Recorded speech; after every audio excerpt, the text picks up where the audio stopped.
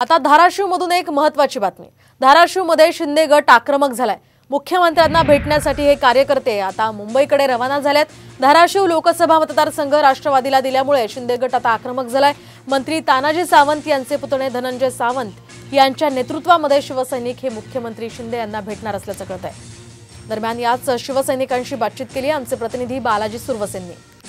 उस्मानाबाद लोकसभेच्या जागेवरून आता धाराशिवमध्ये मोठा संघर्ष निर्माण झालेला पाहायला मिळतोय। महायुतीची जी जागा आहे ती राष्ट्रवादी अजित पवार गटाकडून अर्चना पाटील यांना देण्यात आलेली आहे। मात्र ही जागा जी आहे ती परंपरागत शिवसेनेची आहे, त्यामुळे कुठेतरी आता शिवसेना शिंदे गट जो आहे तो आक्रमक झालेला आहे। आज मुंबईला सर्व शिवसैनिक निघालेले। मला सांगा काय मागणी असणार आहे आज मुख्यमंत्रीच्या आपण भेटीत?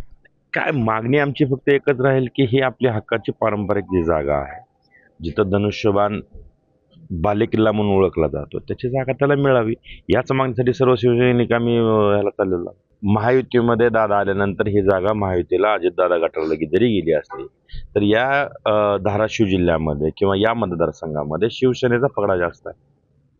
बरं, भाजपचे 3 आमदार आहेत, सेनेचे 2 आमदार आहेत। मेरिटवरती म्हटलं तर मग हे कसं मेरिट, हे शिवसैनिकाला समजेना ना आता हे मेरिट नेमकं कसं।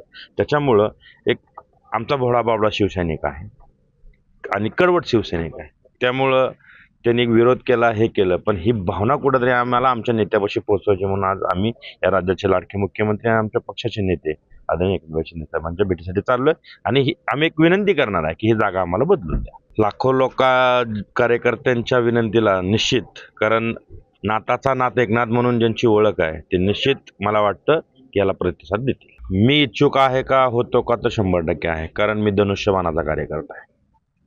त्याच्यामुळं ही जागा त्यांना सुटली युतीमध्ये, मी माझ्या पक्षाकडं 100% इच्छुक होतो आणि आहे। बालाजी सुरवसे, साम टीव्ही, धाराशिव।